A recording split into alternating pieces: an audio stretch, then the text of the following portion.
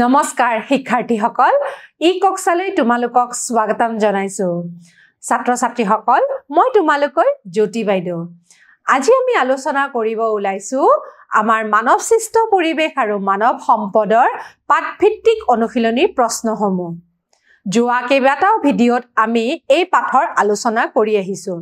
আজি আমি আলোচনা কৰিম আমাৰ পাঠত থকা প্ৰশ্নসমূহ আহাচোন সেই প্ৰশ্নসমূহ চাও কি আহিছে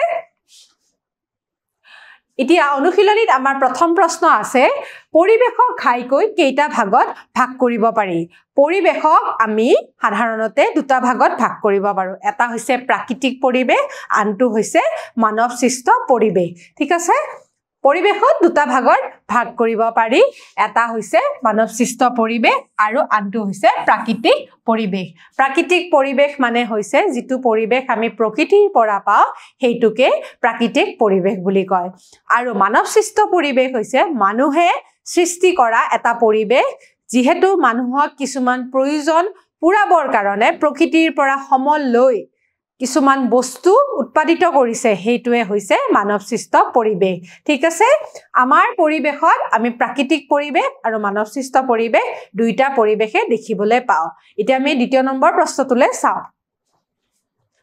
মানুহৰ উপকাৰত অহা আৰু আৰ্থিক মূল্য থকা বস্তুবোৰ কি মানুহৰ উপকাৰত অহা আৰু আৰ্থিক মানে যেটো বস্তুৰ দাম হয় সেই দাম থকা বস্তুটোৰ নাম কি হেতু বস্তুৰ নাম হৈছে সম্পদ মানুহৰ উপকাৰত অহা আৰু আৰ্থিক মূল্য থকা বস্তুবোৰক আমি সম্পদ বুলি কওঁ ঠিক আছে এই সম্পদ কি হয় কিছুমান আমাৰ সম্পদ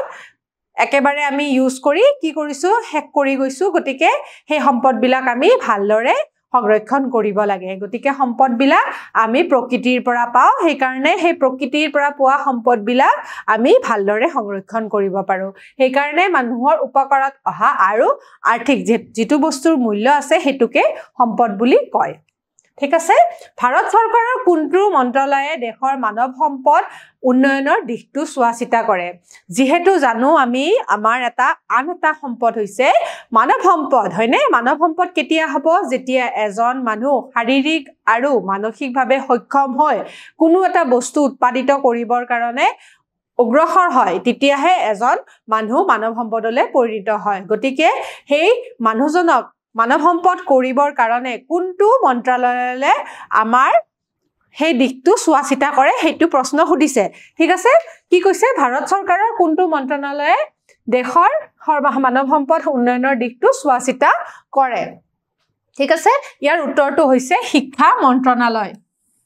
ঠিক আছে শিক্ষা মন্ত্ৰালয় মানে এডুকেশ্যন মিনিষ্ট্ৰি কি কৰে জানানে আমাৰ যেহেতু মানুহবিলাকক আমি মানৱ সম্পদ কৰিব লাগিব তেতিয়া এই এডুকেশ্যন মিনিষ্ট্ৰিয়ে শিক্ষা মন্ত্ৰালয়ে কি কৰে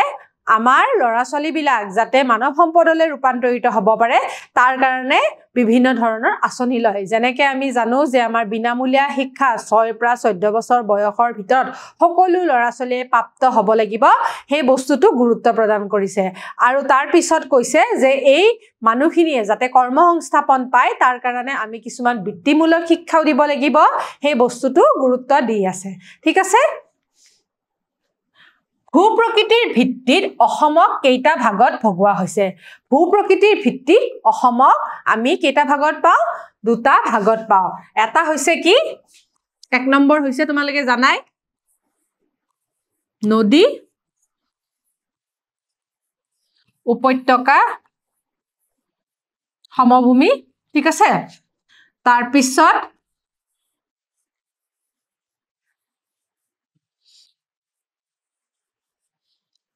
দুই নম্বৰ হৈছে পাহাৰীয়া ভূখণ্ড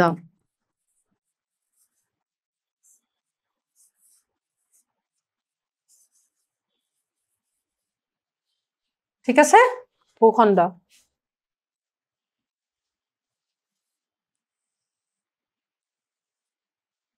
পাহাৰীয়া ভূখণ্ড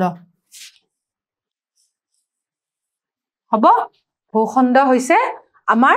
ভূপ্ৰকৃতিৰ ভিত্তিত অসমক দুটা ভাগত ভাগ কৰিছে আমি বুজিব লাগিব যে নদী উপত্যকা সমভূমি আমাৰ অসমত আছে কাৰণে ইয়াক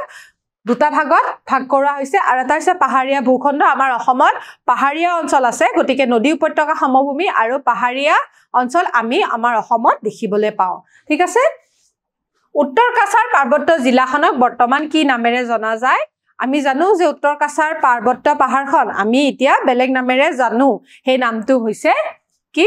উত্তৰ কাছাৰক আমি ডিমা হাছাও নামেৰে জানো ঠিক আছে এতিয়া উত্তৰ কাছাৰ পাৰ্বত্য জিলাখনক বৰ্তমান ডিমা হাছাও বুলি জনা যায় হ'ব তাৰ পিছৰটো চাও এতিয়া আমাক খালি ঠাই পূৰ কৰিব দিছে প্ৰথম প্ৰশ্নটো আছে ক নম্বৰ শাৰীৰিক আৰু মানসিকভাৱে কাম কৰিবলৈ সক্ষম ব্যক্তিক দেশ সম্পদ বোলে এতিয়া শাৰীৰিক আৰু মানসিকভাৱে কাম কৰিবৰ কাৰণে এজন ব্যক্তিক কি বুলি ক'ব যেতিয়া এজন মানুহৰ পৰা শাৰীৰিক আৰু মানসিকভাৱে সক্ষম হয় ঠিক আছে সেই মানুহজনক আমি মানৱ সম্পদ বুলি কওঁ ঠিক আছে গতিকে ইয়াৰ উত্তৰটো হৈছে মানৱ সম্পদ ঠিক আছে মানৱ সম্পদ বুলি আমি কম ঠিক আছে মানৱ সম্পদ হৈছে ইয়াৰ উত্তৰ আন সকলো সম্পদৰ তুলনাত মানৱ সম্পদ দেশ সম্পদ হয়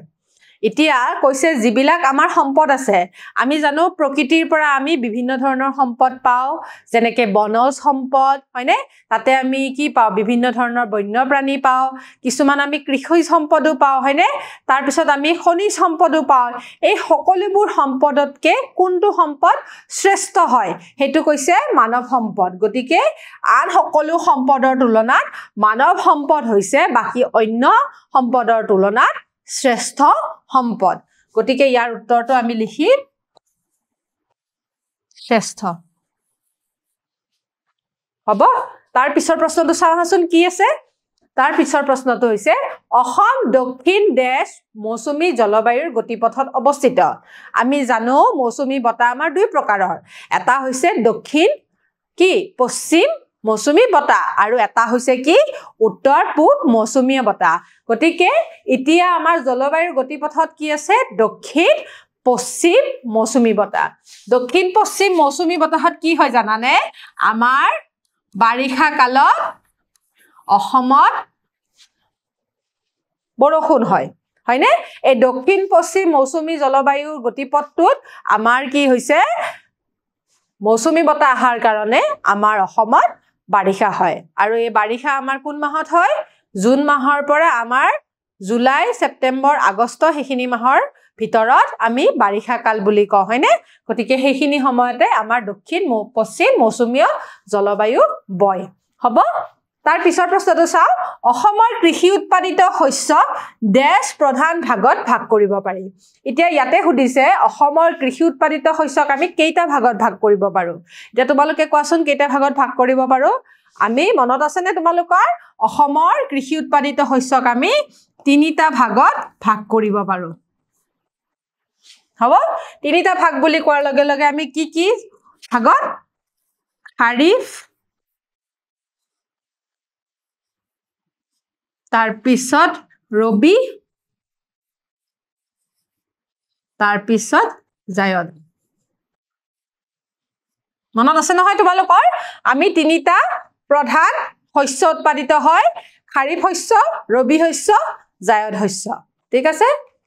এতিয়া আমি 3 নম্বৰ প্ৰশ্নটো চাম 3 নম্বৰ প্ৰশ্নটোক আমাক শুদ্ধ উত্তৰটো বাছি উলিয়াব দিছে এতিয়া শুদ্ধ উত্তৰবিলাক কোনটো হ'ব ইয়াতে অপচন দিয়া আছে তাৰ মানে ইয়াতে দুটা উত্তৰ আছে সেই দুটাৰ ভিতৰত কোনটো হ'ব হেতু সুধিছে আমাক কি হ'ব চোৱাচোন মানৱ সৃষ্ট পৰিবেশৰ উপাদান এটা হ'ল গছ-গছনি বা বাসগৃহ মানে মানৱ সৃষ্ট পৰিবেশে কি উপাদান সৃষ্টি কৰিছে হেতু সুধিছে এতিয়া মানুহে কি সৃষ্টি কৰিব পাৰে সাধাৰণ অৰ্থত তোমালোকে হেনেকে বুজি লোৱা মানুহৰ দ্বাৰা কি সৃষ্টি হৈছে পৰিবেশৰ উপাদান বুলি ক'লে যদি তোমালোকৰ অলপ কনফিউজন হৈছে তাৰ মানে তেতিয়া তুমি বুজিব লাগিব সাধাৰণ অৰ্থত যে মানুহৰ পৰা মানৱ সৃষ্ট পৰিবেশৰ পৰা কি সৃষ্টি হৈছে আমি মানুহে গছ-গছনি সৃষ্টি কৰো নেকি নকৰো হয়নে আমি মানুহে কি সৃষ্টি কৰো বাসগৃহ সৃষ্টি কৰো ঘৰ বনাও হয়নে গতিকে আমাৰ উত্তৰটো হ'ব বাসগৃহ শুদ্ধ উত্তৰটো হ'ব বাসগৃহ হ'ব তাৰ পিছৰ প্ৰশ্নটো সুধিছে জাপান পৃথিৱীৰ ভিতৰত এখন উল্লেখযোগ্য উদ্যোগ প্ৰধান বা কৃষি প্ৰধান দেশ হয় আমি জানো যে জাপানত কি আছে জাপানত কোনো ধৰণৰ বিশেষ খেতি কৰা নহয় কৃষিৰ ক্ষেত্ৰত ই আগ্ৰনোৱা নহয় ঠিক আছে ইয়াতে কি হৈছে তাতে যদিও তাৰ মানে উদ্যোগিক ভিত্তিটো বেছি গুৰুত্ব দিয়া হৈছে তাতে যেহেতু মানৱ সম্পদ বহুত আছে মানে তাৰে মানুহবিলাক বহুত বুদ্ধিমত্তাত বহুত আগবঢ়া সেই কাৰণে তাতে উদ্যোগ প্ৰধান হিচাপে কৰি লৈছে তেওঁলোকে বেলেগ দেশৰ পৰা কেঁচা সামগ্ৰী লৈ পেলাই নিজৰ দেশত সামগ্ৰী বনোৱাই সম্পদ বনোৱাই হেয়া অন্য দেশলে ৰপ্তানি কৰে গতিকে আমি এতিয়া কি বুজিলো যে জাপান পৃথিৱীৰ ভিতৰত এখন কি দেশ উদ্যোগ প্ৰধান দেশ হব কৃষি প্ৰধান দেশ নহয় হব অসমৰ নদী উপত্যকা অঞ্চলৰ বাসিন্দাসকলৰ মুখ্য জীৱিকা চাকৰি আৰু কৃষি গতিকে আমি জানো যে অসমৰ নদী উপত্যকা আমি যেহেতু নদী উপত্যকাত ওচৰত থকা মানুহ গতিকে নদী উপত্যকাৰ ওচৰত থকা মানুহবিলাকৰ কি হয় জানানে নদীৰ কাষত থকা মানুহবিলাকৰ প্ৰধান জীৱিকাই হৈছে কৃষি যেহেতু অসমত দুখন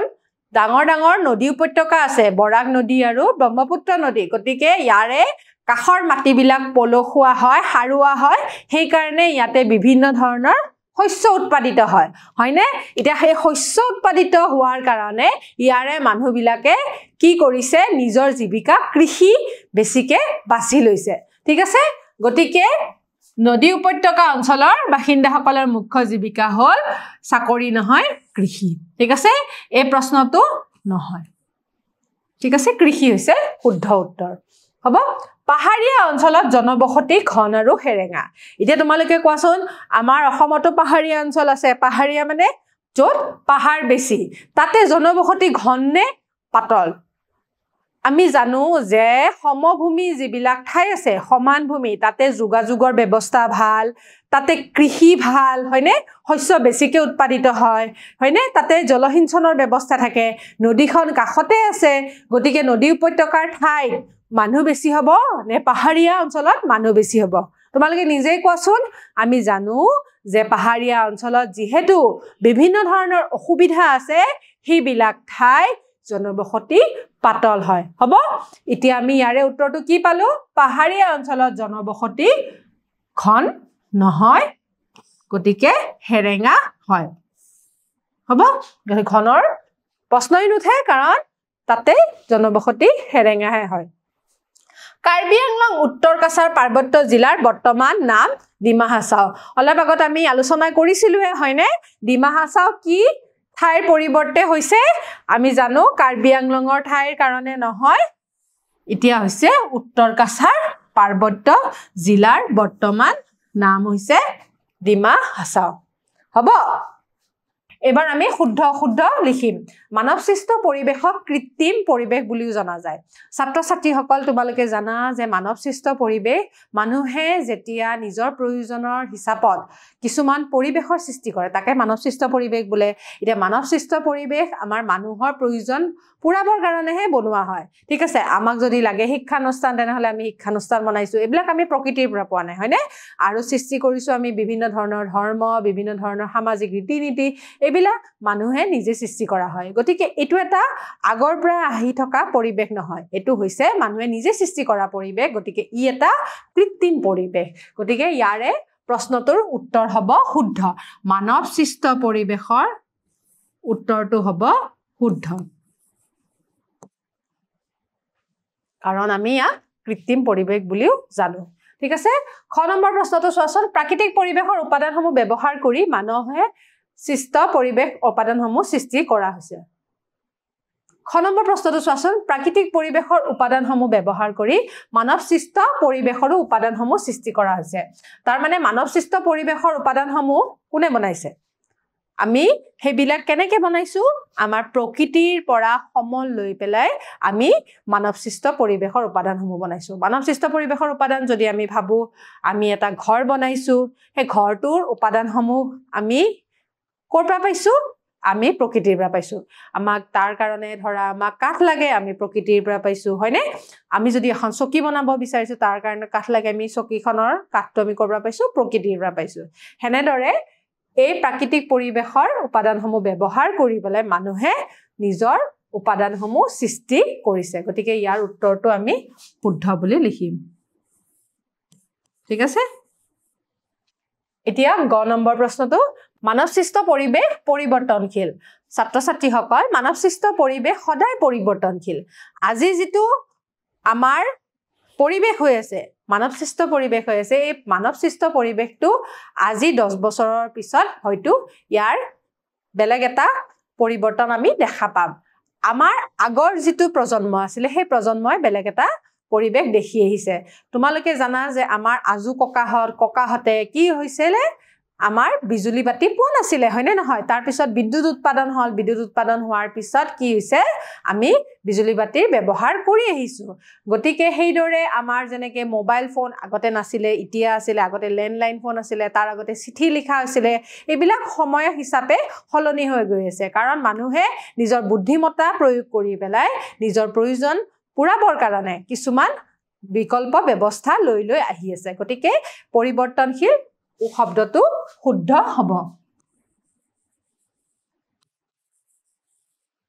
ঘ নম্বৰ প্ৰশ্নটো চাওঁহাচোন শাৰীৰিক আৰু মানসিক উৎপাদনমুখী কাম কৰিবলৈ সক্ষম ব্যক্তিসকল মানৱ সম্পদ হয় শাৰীৰিক আৰু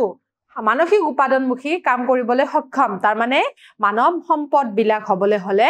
শাৰীৰিক আৰু সক্ষম হ'ব লাগিব মানসিকভাৱে এই মানসিক আৰু শাৰীৰিক যেতিয়া সক্ষম হয় মানুহবিলাক তেতিয়া উৎপাদনমুখী যদি কাম কৰে তাৰ মানে মানুহজনে যদি কিবা আৰ্থিক লাভালাভ কৰে ধৰা এগৰাকী মানুহ চাকৰিয়াল হয় তেখেতে কি কৰিছে এটা আৰ্থিকভাৱে লাভ কৰি আছে ব্যৱসায় কৰিছে ব্যৱসায় কৰাৰ ফলত তেওঁ এটা আৰ্থিকভাৱে লাভ হৈ আছে তেনেহলে সেই মানুহজন মানৱ সম্পদ হিচাপে পৰিগণিত হ'ব